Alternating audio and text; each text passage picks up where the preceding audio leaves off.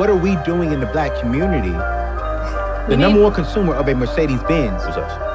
us. The number one consumer of a Gucci and a Louis Vuitton, us. And they don't even advertise. Why is it that in the black community, we are always the number one consumer, but we're not the number one creators? So you just said it, the fact that there's consumers and creators. For so long, we assume success based on consumption. Yes, indeed. Welcome to Closing the Gap Podcast, the truth about black wealth. I'm your co-host, Mr. Eddie Richardson, here with our host and the owner of Hamilton Wealth Advisors, Mr. Wilbert Hamilton. And you are tuned in another week here at WATV 94.9 on your FM dial. Also, you find us on YouTube at Closing the Gap, the Truth. Closing the Gap, the Truth on YouTube. You also can find us anywhere that you get your streaming podcast audio from. That can be on Apple Music, iTunes, Spotify, and the like. We thank you for listening, and we ask that you continue to like, share, and subscribe. Also, make sure that you just tell somebody by word of mouth, right? That's the type of sharing that we like, is that you tell somebody how you have come across us and ask them to continue to listen to us as well. How you doing today, Will? Hey, I'm blessed and highly favored. Amen, amen. It's another righteous and holy day that we're able to come to you, and we are glad about it. Last week we had Mother's Day, and we celebrated the mothers. Yeah, We talked about how, that influence that mothers have, and they give us that optimism, and that's the same type of things that we need to utilize in our finances. absolutely. The prior week before that, we talked about, how about, these last $2 and how to manage life in the struggle, because, similar to that, mothers struggle with their children, and they press through the struggle and make it. And so Absolutely. we were able to get through those two shows. And then this week it leads us to one of your main words that you talk about, Wilbur, is trust. Absolutely. And so today's show, people, we are talking about tighten your circle, right? And as Mr. Hamilton always talks about, Wilbur always talks about, things come down to trust. This year we've been talking about putting your plan together, and Wilbur has been impressing upon each of you that you need to have a level of trust in what you're doing, right? When we're talking about building your financial health and your financial wealth, you are going to have to trust somebody to lead and guide you to manage your finances well. Also, from my part, spiritually, you have to trust in a church, trust in a pastor, trust in a group of people that you will gather yourself with. Yes. To lead and guide you in your spiritual formation and in your relationship with God. And trusting God is number one that we need to make sure that we do at all times, because God is the one that made us. God is the one that supplies us with the health that we have.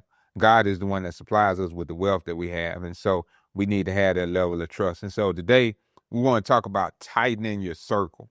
What does that mean, right? What are we talking about when we're talking about circle? Well, we're talking about the people that you have around you and the things that you concern yourself with, Yes. right? Stephen Covey, the one that the writer of the 7 Habits of Highly Effective People, talked about these things called the circle of concern and the circle of influence in his book back from 1989. And I know many people have heard people talking about, man, what's your circle of influence? What's your circle of concern? Yes. But we want to, give him credit that's where it comes. That's where the concept comes from. It's from Stephen Covey's book, 7 Habits of Highly Effective People. And we want our listeners to be highly effective people in their spiritual lives and their financial lives. Absolutely. So when we're talking about your circle, it's who do you have around you, right? And what you need to realize is that the people that you have surrounding you, they actually influence the things that you do. Whether you realize it or not, the people that you have around you and the things that you have around you, they influence your decision making, right?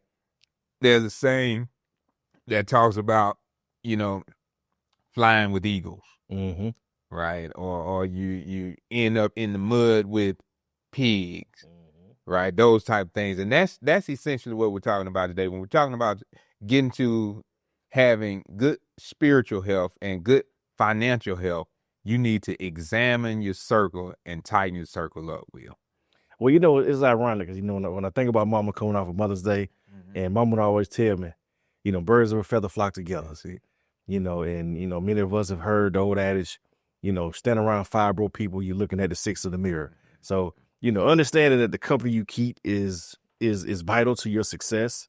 I think a lot of times, especially when you're young, you don't realize the rub-off effect that people have on you, good and bad, you know, positive and negative. And that's, you know, we understand now that as being, you know, grown men and, you know, having wives and families, and, you know, we look at things. That's why we're always impressing upon our children now.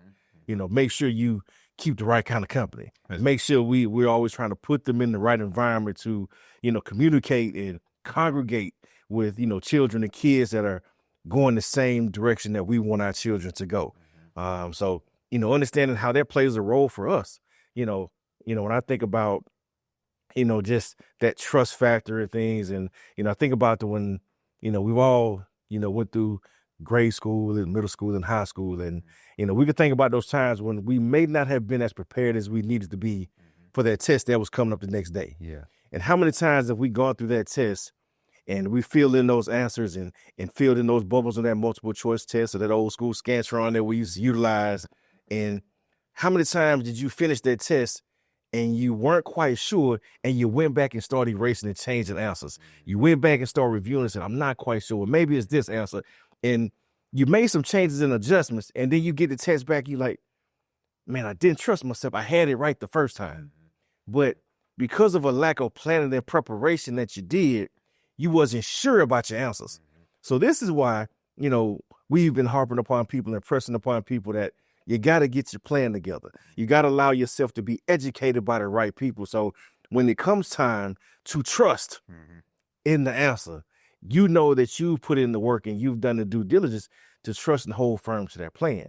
So like when you're building your relationship with Christ, you are certain when you hear his voice. So it's easier to hold on and stay the course because you know that God is the one that gave you the revelation. You know he gave you the answer to move forward and do what you do when you're supposed to do it. When you don't have that relationship, you don't have that trust in that voice that you're hearing. You're a little bit unsure. You second guess yourself. You third guess yourself. And that's when our mistakes come in, you know, because God has already told us he can clean up any mistake. Yeah. You know, even a bad day can turn out to be a good day when you're trusting in him, because all things work together for good. So even when we think we're having those missteps, really God is using those missteps and mistakes as learning lessons to put you in a position so when the blessing truly comes, you're now able to handle it effectively and trust in him as you move forward. So, you know, those circles of influence are extremely important. And like I said, we didn't understand what Mama was saying years ago, but as we've gotten older, we truly now understand. Yeah. The birds of a feather flock together. And so we want you to become a part of our flock, right? That's why we come to the radio show. That's why we put it on YouTube. Is Wilbert is a certified wealth management advisor. All right. We want you to have a sit down with Mr. Hamilton or anybody else, right? Mainly, we come because we're promoting ourselves. But we want you to have a plan for your finances so that you can build a wealth that God has provided for you first and foremost and for your family, right? And in order to do that, we come to you weekly because we're striving to build trust, right? We want you to listen to us, but as you listen to us, we want you to go and examine the information that we speak of. Yes, evaluate. Right? Evaluate the information, right? We were talking earlier, Will, about education. Right? We were talking about level of education and the things that we do in education and that. Wow, and we've even talked about it on the show before, telling people to be careful of scam artists and influencers that are just talking influencers that are just talking about things that are good many of those things are good and they sound good, but we want you all to take the time to examine and research behind what is being said. Mhm. When Wilbert and I were talking about the thing about education, the key about being educated, right, in something is that you know how to do the research to check something, to fact check on your own. That while you may listen to us on the radio, you may have a sit down with Mr. Hamilton and look at your finances, or you may go to a church and listen to a pastor, or you may go to somebody else to get your financial health and wellness taken care of. You may go to YouTube and have your favorite YouTuber that you listening to. Prayerfully is Closing the Gap podcast, where we tell you the truth about Black wealth. Wherever it is, we want you to then go and research the information, and not researching it in finding another person that's just doing a YouTube, but you need to find a book to read, a book to study, to find out whether this information is valuable. Vet the information that you find and vet the people. Check their background, right? Mhm. Check our background, right? As Mr. Hamilton has told you about the different series of qualifications that financial advisors need to have, right? You can check my credentials as well, whether or not I graduated from high school, whether or not I graduated from college and what I had my degree in, whether or not I graduated and had my master's in divinity. You can check all of those things, right? We come to you and give you these things not because of ourselves, but because the calling that God has put on us and allowed us to reach these levels of influence. And we want to be the influence that you listen to, but we need you to even check us, check behind us. Absolutely. You know, I want you to tell them about the example you was talking about the importance of libraries and that studying that you and I spoke about leading into the show. It's ironic because, I had to make a confession to my wife one time. I said, you know what? I don't necessarily love to read all the time. Like if somebody gives me the option to have it on audiobook or actually sitting down having to read it, I probably prefer the audiobook, but just because I'm moving around, I have so many different things going on. So it's easier for me to consume the information by listening. But there's something that is so valuable about sitting down and reading, because the interpretation of the information and the digestion of the information changes when there's a revelation that happens when you dive into whatever it is that you're reading. There's multiple interpretations that comes out versus when you hear something, you hear it one way, but when you read it, you interpret it multiple ways. And I think that's one of the reasons why the Bible is so powerful, because you can read the same scripture and based on your experiences in life, you can pull multiple things from it to actually help you and move forward in a positive direction. But, being able to be in a situation where we understand the value of reading is the reason why schools had study hall.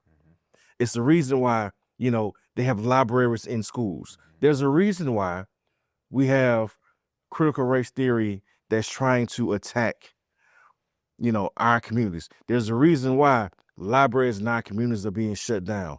These books are being pulled. There's a reason why there's an increase in libraries in other communities. And, like I said, I just happened to notice, over the last week, how many libraries actually are in the vicinity of where my home is in correlation to how many libraries were around the neighborhood I grew up in. There was maybe one library within a 10-mile radius of where my home was growing up. But where my home is right now, there's at least 5 within a 5-mile radius. The access to information, and they always heard it all the time. What is one thing that they prevented us from doing while we were in slavery? We weren't allowed to do what? Read. Reading is Fundamental. These are things that, we have to understand, and there's a reason why there's an attack on these institutions. We just over the weekend, we had the leader of the library that was fired unjustly in this country. Why is that job so important? Because he didn't like the fact that she was pushing out information. That's right. They always said, you want to hide something from us, where you put it. In the book. And we fail to read and digest information and consume the information that can really empower us. And I've been a victim to that. I've had to retrain myself. I do a much better job of making sure that my kids take quiet time. And luckily, my kids love to go to the library. And I'm thankful that they inherited that gene from their mama, because they definitely didn't get it from me. So, I would have much rather be at the football field or be on the basketball court. But my sons do actually enjoy going to the library. They do actually enjoy reading. But that's why I can tell they're so much more book smart than I was at the age they are right now, because they digest a lot more information than I did because they read. So the interpretation of life has always been in a book. How many of us have actually sat down and read the number one best-selling book of all time? The Bible. And that is free. Yeah. The best-selling book of all time is free. But the value of the information and the value to your life that you could receive from reading that one book can be so instrumental and transformational to anyone that decides to pick it up and open it up to be better. So there's reasons why there were books of the Bible that were removed and slaves were not allowed to read those particular verses, those particular books in the Bible when we were, unjustly held against our will. Yeah. So anything that's been taken away from us, it was taken away for a reason. That's right. So we have to do a much better job. And I'm saying we because I'm included in that. We have to do a better job of diving into books and reading and digesting information and passing on a skill that can transform our children's lives and being able to be a visionary. Because books allow you to dream a little bit differently. Have you ever really watched a movie and had a dream about it?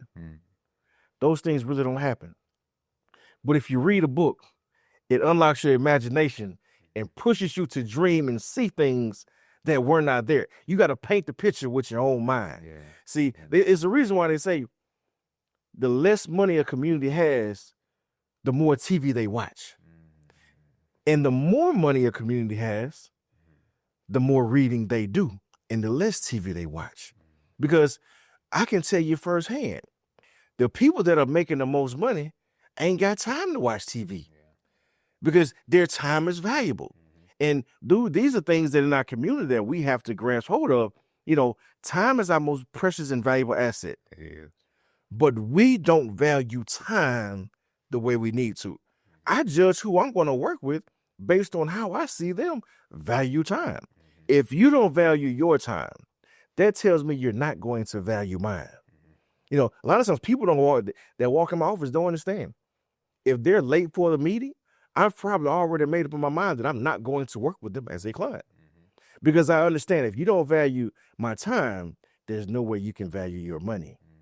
Because those things work hand in hand. Because people who work hard for their money, they value their time. So, understanding the value of time, understanding the value of reading, making sure we pass on those good habits and making sure we understand that the answer to every question that we have is inside of a book. It may be more than one book, but it's in a book. Yeah. We just have to take time to open up the book. And this is what we've been pressing upon, the listeners throughout the course of this year when it comes down to the planning. Now we're saying, look, we want to plan, we want to educate. Then we want you to do your own due diligence, your own research. We tell people all the time, Google don't fact check. So yes, everybody goes and Googles right quick the answer to see if when they have a question, they put it in Google or they put it in ChatGPT. Well, we got to ask ourselves, even with ChatGPT at certain times, ChatGPT is pulling from other sources. So you have to make sure that you do the due diligence and vet those sources because ChatGPT is not going to be the end all be all. It's not going to make sure that all the information is correct. It's just pulling in information. It's your responsibility to make sure that you evaluate and educate. We're going to see you right back in a minute.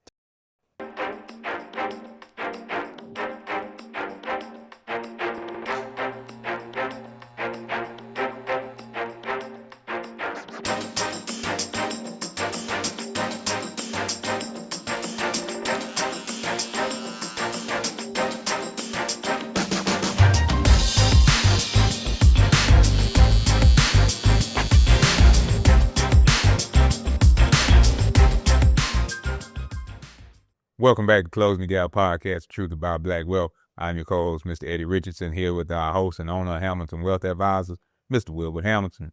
And you are tuned in once again to WATV 94.9 on your FM dial. You also find us on YouTube at Closing the Gap, The Truth. Also, wherever you get your streaming podcasts on audio, whether that be Spotify or iTunes, Apple Music, you can find us at Closing the Gap, The Truth About Black Wealth. Closing the Gap Podcast, The Truth About Black Wealth. And we're talking about this influence. We're talking about trust. We're talking about these circles. We're talking about reading and how we can tighten our circle. We tighten our circle by the type of information that we gather. And the more information that we begin to gather, then we in turn become more proactive in our lives instead of reactive. Yes. Back to somewhat of what we led off with about the circles of influence and Stephen Covey's book, 7 Habits of Highly Effective People. He talks about a proactive focus has positive energy that enlarges your circle of influence, while a reactive focus has negative energy, which reduces your circle of influence, but enlarges your circle of concern. Yes. And in that, what he's saying is that people that are reactive are more concerned about things that they cannot change and influence. Yes. But people that are proactive understand that they need to be less concerned about things that don't matter and more concerned about the things that they actually can change and influence. Yes. This is the premise of what we're saying about tightening your circle, meaning that your circle of influence needs to be bigger than your circle of concern. Your circle of people that are around you that help you have a greater influence needs to be larger or more honed in, I would say, than those that just want to keep you in a reactive state and be concerned about things that you can't make any change to. Mm-hmm. Too many times that's what happens in our spiritual lives. Yes. And our financial lives. Absolutely. We have a circle of people around us that they have a lot of good ideas about how to make money and do things financially that they have never even done themselves. Absolutely. They have not read about the information. They have not practiced that information themselves, but yet because it sounds clever, they want to tell somebody about it. The same happens in spiritual life. We have people that will say, I don't believe in God, or if I believe in God this way, and you should worship God and practice in this same way that I do. Mm-hmm. And they are not trusting in God themselves. Psalm 118 and verse 8 said, it is better to trust in the Lord than to put confidence in man. Yes. And too many times we put too much of our confidence in mankind and what we hear from them, more so than what we do in putting our trust in God. So we want you to be more proactive in every facet of your life. That's why we start out the year and we're still reiterating, put a plan together. When you lay out a plan for your life, you are being proactive. When you lay out a budget for your finances, you are being proactive. What does that mean? Well, it's saying that even before I come into a situation, I already know how I'm going to handle that situation. Yes. I am dictating to myself how I will live my life. I am dictating to my finances with a budget how my money will be spent and what my money will do for me. When you come and see Mr. Hamilton with your finances, he will help you put together a financial plan that will dictate to your finances how your life will be when you become older, which in fact creates a greater circle of influence in your personal life. We need that type of growth in all that we do. Absolutely. It's ironic that so many things correlated and run together in how we operate individually as people and how we should manage our finances and how those same habits. And, it's funny. I tell people all the time, I can tell who's going to be successful financially based on how they conduct themselves personally. A great spiritual father told me one time, so as long as you keep your character right personally, you never have to worry about your character influence or hurting your business. But the moment your character is flawed personally, at some point in time, I don't care how talented and gifted you are, is going to infect your business. So I always make sure to keep your character right personally, and you never have to worry about your character in business. So, being proactive and reactive is so important and so key, especially when it comes to the financial landscape of things, because as we all know, there's been a lot going on in 2025, with the stock market in particular. Highs, lows, and everything in between. A lot of volatility up and down, left and right. Nobody knows what's going to happen, when it's going to happen, and by how much it's going to happen.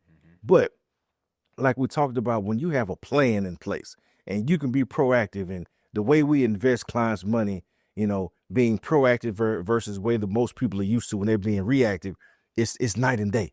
So when we see most people on the job and we ask them, how did you set up your 401k? Well, why did you invest that way? Well, when I started on the job, I talked to my coworker and they said they did it this way, but you started the job, you were 35 and your coworker was 52. Your coworker was married with a husband and 2 kids. You were single with no kids, but you invested the same way that person told you to invest. And you haven't changed it in 25, 30 years. And now you're trying to figure out, what do I do next? Well, everything you've done has been reactive. A lot of people pulling their money completely out the market. A lot of people saying, now's the time to go into the market. But going in at the wrong time and also staying in too long, both of those things can be detrimental. People are reacting to the news, making knee-jerk reactions. And there's a reason why. There was a study done, and it's done every 3 years. And they say that people that have a financial advisor versus people that are do-it-yourselfers earn on average a 3% annual compounded greater return on a yearly basis. Why? Because we're operating in a proactive focus versus a reactive focus. You're jumping at every turn. Anytime some news come out, you're jumping out of one fund into another. Or you don't know what to do and you're staying in the wrong fund for too long. You're not reassessing the situation because you don't have a plan to go back and evaluate to see when is it time to make a change or an adjustment. So, the way we invest and work with clients is we work with everybody on a proactive basis. We're sitting down and building a plan of action. We have proactive money managers, which basically means they're actively managing the portfolios for the clients. They're looking at what's going on economically, politically, internationally. We're looking at all these things on an ongoing basis. And there's an investment philosophy behind why we're doing what we're doing. So when things are happening around us, we've already predetermined the signals and how we're going to read them to interpret what to do, when to do, and how to do, as opposed to you're being reactive to a situation. So by the time the bad news hits, you're taking the loss and then you're moving after the fact where you didn't shave off anything good or bad. If the market, we knew that there was going to be some change coming. We knew that we had record highs in the markets for the last 10 years. So guess what? We should have been siphoning off some of them gains along the way. But we relegated to, you're going to Las Vegas, you just gambling and betting it all. Learn when to walk away. Or, when I tell people what I do, if you take $500 to the casino, if I make $500, I pull $500 off the table and put it in my pocket. And I keep playing with that $500. Now, if I lose that $500, I'm going home and I still got my $500 in my pocket. But if I make another $500 with this $500, guess what I'm going to do? I'm going to pull it off my table and I'm going to put $500 more in my pocket. So worst case scenario, if I lose the next $500, I'm still going home with $1,000. I'm still up. But having a plan when I went in as to how I was going to so-called gamble, having a plan around how I was going to do, when I was going to do, and by how much. So I knew when to make a change and an adjustment because I had a plan. See, the plan is what keeps you out of trouble.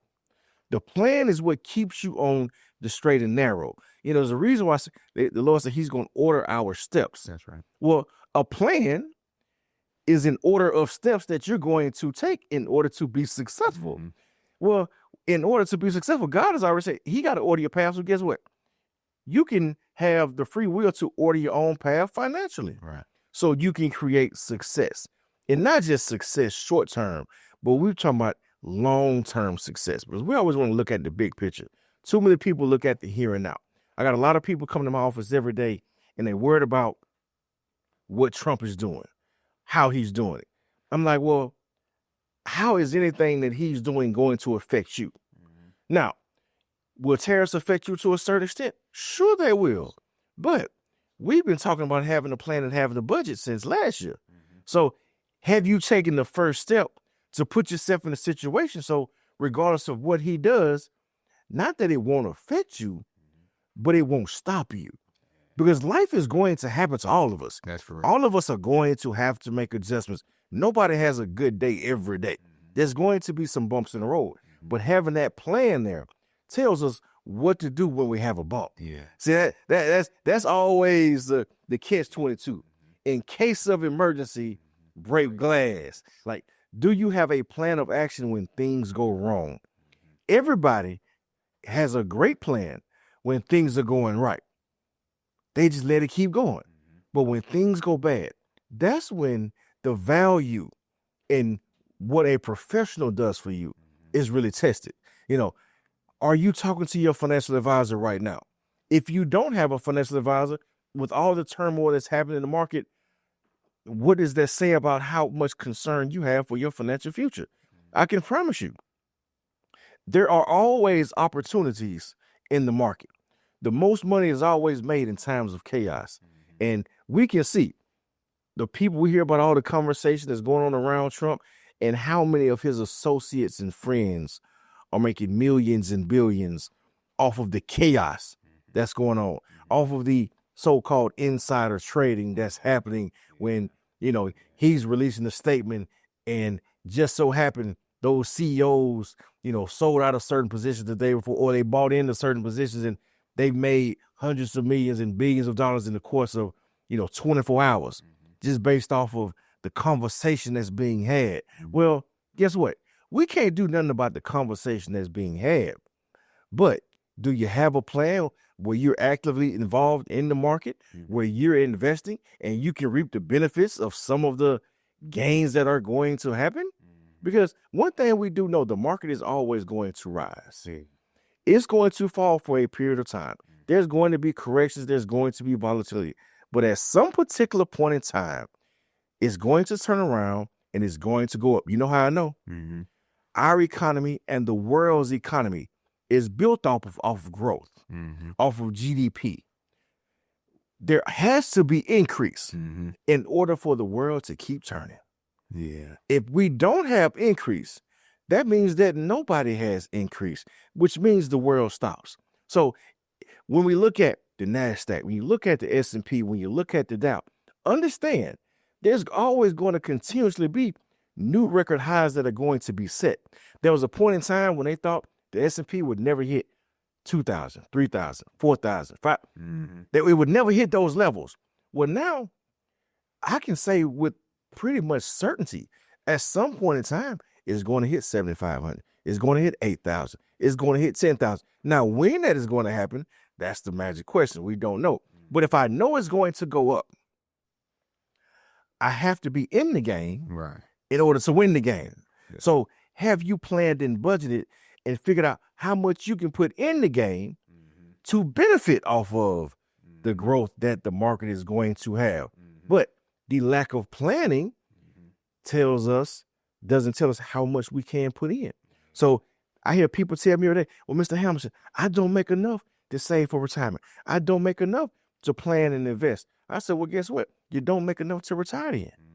If you want to have a retirement, if you want to have financial freedom, because that's at the end of the day, that's what the goal of all of this is. For me, I never want to retire because I love helping people. As long as God keeps me in my right mind and I got a voice in my body and he grants me a platform such as we're on right now, I can speak and communicate and educate and help people. So he calls me home to glory. Yeah. So I look forward to doing that. Now, as I get older and older, I want to have the financial freedom based off of the financial plan that I've built for myself that tells me how frequently I have to have that communication in those conversations. I want to be able to give that information at my choosing, not because I'm forced to give it. I want to be able to go to the beach, enjoy kids and grandkids and family and travel and see the world and do all these wonderful things and enjoy those golden years, so to speak. I don't want to be relegated to having to be in the office the way I had to be in the office when I first started. I want to have the freedom and flexibility to be able to move. Now, money is a tool and a resource that allows us the flexibility and the freedom to move at our discretion. So everybody wants to pick up and go when they want to go, but how you going to do that? And you ain't sit down and plan to put yourself in position to be able to do it. I can promise you, it ain't going to magically happen. You know, I would love to be lucky enough to go play the lottery in Tennessee or Georgia or Florida and hit and win big and make enough money in one windfall to where I can go home and I ain't got to do anything ever again. Could it happen? Sure. Is it likely to happen? Probably not. So in the meantime, until that windfall comes, I got to stick to the script and keep working because God actually told me I'm going to give you the windfall. You just got to work for it. You know, he's going to bless. He wants to bless all of us with the windfall. Yeah. But how many of us are willing to put in the work to get to the point where I want to receive some undeserved favor? You know, I want the undeserved favor. I want to be working so hard, being so diligent, trusting in him and his plan for my life and my family and finances that he says, you know what? Here you go, my faithful servant. I want to give you a blessing that you don't even deserve. I want to give you a blessing that you ain't got room enough to receive. Yeah. But I can't expect to receive that blessing if I'm not doing my part. So me doing my part of that is delivering the information that we're giving to people right now, is being a blessing to all that we come into contact with, because God has blessed us with a platform. He's blessed me with the gift of understanding financial planning and how to, you know, look at a financial picture and actually how to build and uplift and grow communities. He's blessed you with a vision and the gift and the word that we're giving to the people. So we want these people, like I said, to continue to listen, but take action. Yeah. You know, at the end of the day, the goal is to evoke change, not just to listen for information and commentary. You know, we ain't doing this just to do it. We're doing it because we're truly about evoking change and creating generational wealth and closing the gap in our community. We're tired of seeing the numbers of, you know, how we lack libraries in our community, how we lack community centers, how we lack resources. Well, we lack resources because we don't read. We have to do a better job of reading because reading is fundamental. Yeah. Reading will help teach you and help better prepare you and help you plan to have finances and be able to be more diligent. You ever notice that people who read more are usually more patient? Because reading slows you down a little bit. It makes you think. You become more of a deep thinker when you read because you're processing information. We don't process enough information because we don't read enough, I believe. We watch a lot of TV. I always talk about how TV gonna dumb you down because it's giving you everything at face value, so you don't have to think any deeper than what you're seeing. Which is why, you know, I've heard, you know, Bill Gates say, well, he doesn't allow his kids. And Steve Jobs said, well, I wouldn't allow my kids to have an iPad until they were, you know, in high school or older. And he made them just utilize books because it stimulates the creativity of the mind. So if the people that create these things won't allow their kids to have it, and, you know, and I didn't understand when I was growing up, Mama said, no, you can't have no TV in your room. You know, I don't know if people remember that, you know, back in the day, you know, maybe some of us ain't have enough money to have TVs in every room, but, you know, but I can understand why, because I would be more focused in my room if I didn't have a TV. It was a better chance my homework was going to get done on time if I don't have a TV. If that TV is on, guess what? I'm peeking at ESPN and what did Michael Jordan do? You know, what did Charles Barkley do? What did Bo Jackson do? what the Deion Sanders do. That TV is going to have my attention, and I'm not going to be focused on that book that's in front of me, Right. making sure that I learn and get myself prepared for the next day. So we got to make sure that we take those small steps as parents and of putting our kids, because we put our kid in the best of the best in every way, shape, form, or fashion, except for maybe putting their education first and evoking change and helping them to become better thinkers, which will make them better learners, which helps us to better educate and close the wealth gap. See you back in a minute.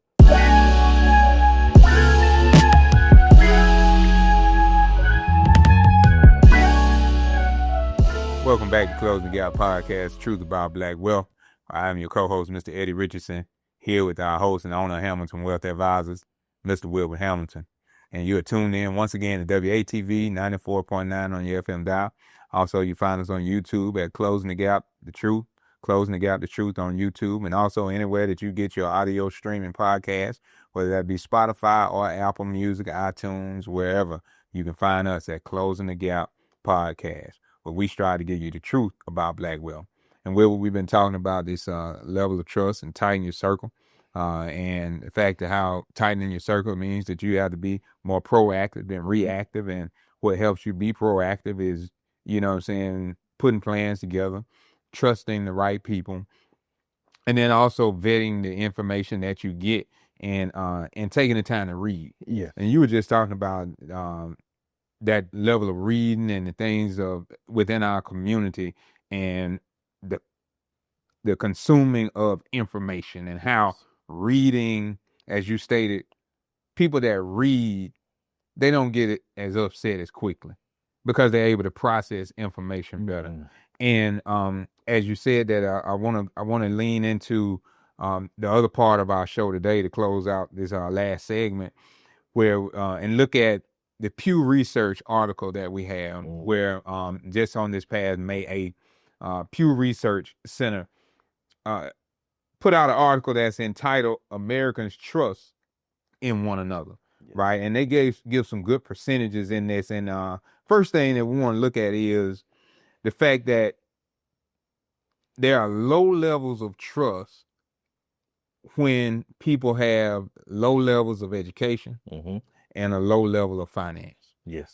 That's what this statistic says, that Americans with lower levels of education or income are less likely to say most people can be trusted. Yes. Right. And that's key, because trust is the main factor to be able to get us to wherever we need to go. As I stated earlier, Psalm 118 and verse 8 says it's better to trust in the Lord than to put confidence in man.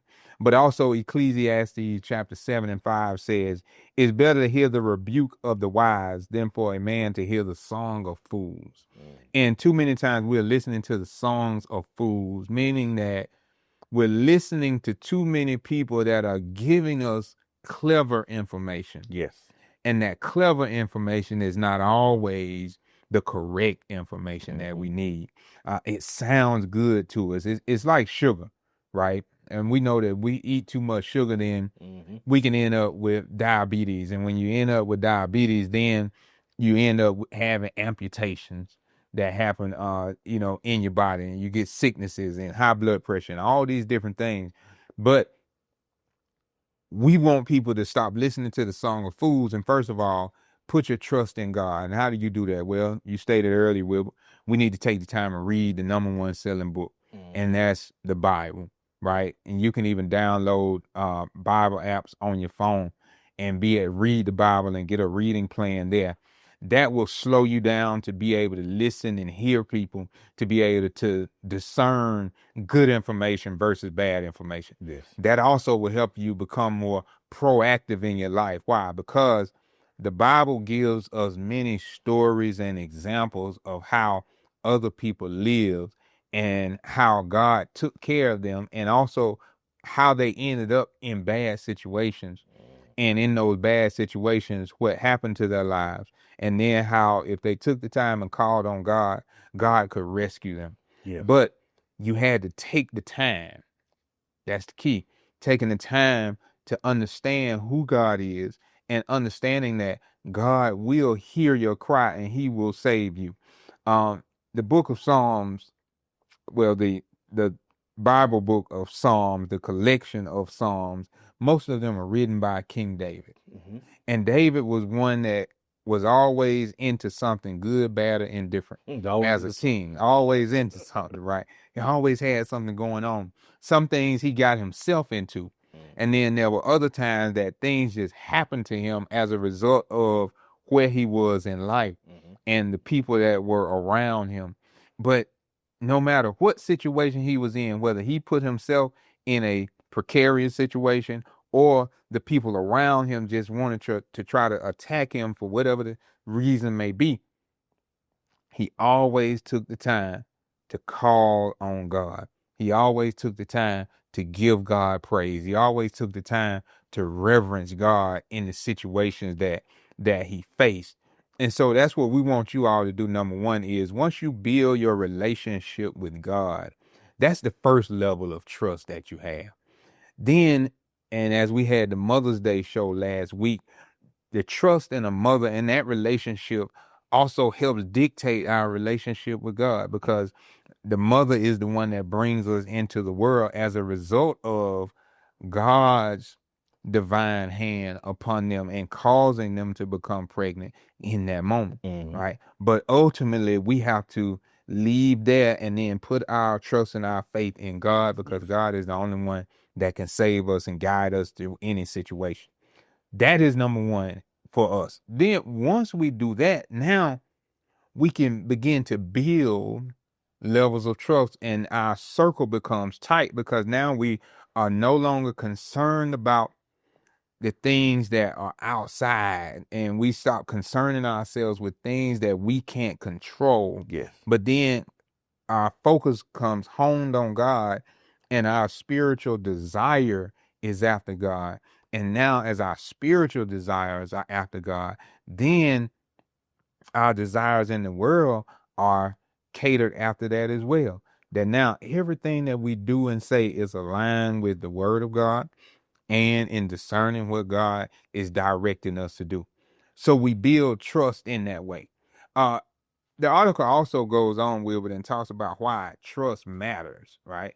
Why does trust matter? Well, because none of us can do anything and make it in life on our own. Absolutely not. Right? There's nothing in life that we are able to just do on our own. We are going to, if we have anything, right? Anything in life. Let's say you have a person, they want to make some money and they got to get a job. Well, you go get your job and you're going to have to work with some people on that job. Even if you start your own business, you're going to have to work with some people because you're going to have a place to do your business. Absolutely. All right. If you do your business from your apartment or from your home, well, you're going to have to work with the realty company to purchase the home and work with a bank or some type of financier to be able to purchase the home. And if you are leasing, you are going to have to deal with the company that manages that building. You're going to have a relationship with them. You're going to have a level of trust with them. There are going to be some things that are going to break down in that building. You're going to need work on plumbing, lights, different things of that nature. That's going to take trust as well. You're going to need insurance, and you're going to have to trust an insurance agent to be able to take care of you, because if you have to make a claim on your home or apartment or building that you're leasing, well, you're going to have to trust that they're giving you the best rate. And you're going to have to trust that when you make the claim with them, that they are going to, in fact, do what they said that they were going to do in taking care of you in that space. Yes. So the correlation is that people that have the highest levels of trust are the ones that become highly educated and that begin to build their wealth, right? Those are the keys that Pew Research Center gives in this article. And I believe that happens because as you go through various challenges in life, you learn along the way. Now, we're not saying that you just blindly trust everybody. Correct. But what I believe the article is saying is that you begin to be able to discern who you can trust Yes. and how you can trust them, Mm-hmm. right? People say there's a saying that says trust but verify, Yes. right? And so I trust you in that you say that you are who you are. And until you show me different, I don't have a reason not to trust you. Mm-hmm. But a lot of times when we're talking about telling the truth about Blackwell is that we have been misused and abused in our community Yes. often too many times. We've had people come into our community and take from us to the point that we don't trust insurance agents because we didn't see the payout when Big Mama died or when the brother died, right? So we have a lack of trust there. We don't trust banks sometimes because the financial institutions, we feel that they're crooked and they are just taking from people, right? Yes. But when you begin to trust God first, God will direct you to build the right relationship with the right bank. God will guide you and give you the discernment of, okay, what company do I need to take out my insurance with, right? And you realize that, yes, even in that, it's not perfect, but because I have a high level trust in God, then I know that God is the one that is going to protect me, lead me, and guide me in all of these situations. And I don't have to have fear, right? Because my perfect love of God casts out all fear. Yes. You know what I'm saying? That now I know that God is going to take care of me. And so that's the first thing we want you to realize. And in all that we are telling you, that we are sharing with you, and we're talking about tightening your circle, number one, put your trust in God. Have faith in God and know that God will never leave you nor forsake you, that God will lead and guide you through all situations that you face, that there is not one thing that you are going through in life that God doesn't see and understand and have a perfect plan laid out for you. But too many times we turn to Google, we turn to our YouTube influencer, we turn to as Ecclesiastes 7:5 said, we begin to listen to the song of fools. All of those people that don't know what they're talking about, we put trust in them instead of trust in the people we see. And that's something that irks me sometimes, is that I'm a person, I can have a relationship with somebody. And they could have seen me, known me, they know how I've lived for 2 years, 5 years, whatever the case may be. And then as I'm talking to them, they will come and they will argue with me about something that they heard somebody say on YouTube. And the person that is on YouTube may be a good person. I'm not, because we're on YouTube, so I'm not saying it's bad. But they don't know that person personally. They don't know how that person lives. They've never seen anything about that person, and never done anything for them personally. But they will value what that person says more so than a person that they can see, touch, and feel. So unfortunately in our community, we value fame more than we value education. So which is why the influencers and social media and it's why marketing runs the world right now. And I heard 50 Cent say one time, they asked him, who's the bigger artist, him or Jay-Z? He said, I'm the bigger artist globally. He said, now in America you'd say Jay-Z, but he said the thing about America, it's always for sale. And that's a very valuable statement, because you look at the marketing dollars that companies pour into their campaigns to build their business's revenue. It's all to influence. There's no substance behind it. And I tell people, you look at, Skechers is a great example. Nobody was wearing a Skechers shoe. Skechers threw a pair of shoes on Kim Kardashian, Snoop Dogg and Joe Montana, a few celebrity entertainers. And all of a sudden, Skechers are selling out in stores. The company has, tripled and quadrupled in value, all because they had a good marketing plan. Marketing is very valuable and very strong, especially here, because we're easily bought because we're undereducated. So we're easily tricked and fooled and bamboozled into believing what we see because we don't read to actually interpret and digest what is really going on. So it's why we get taken advantage of. It's, we don't know who to believe because we don't have a spirit of discernment and we don't have that relationship with Christ.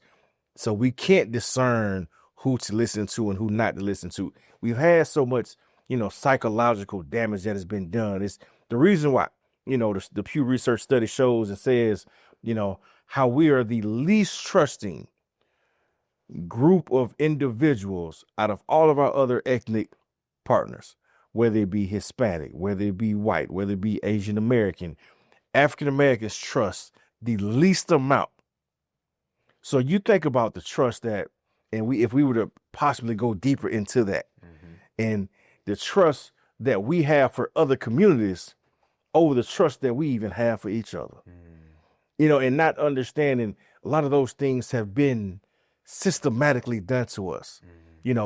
We never saw, African American, we didn't see African American judges and lawyers and doctors, and we didn't see those things for a long period of time. When I became a financial advisor, people would ask me like, why would you want to do that? What do you do? How did you get into that profession? And, for me, I can say it's God's calling because I was in their shoes.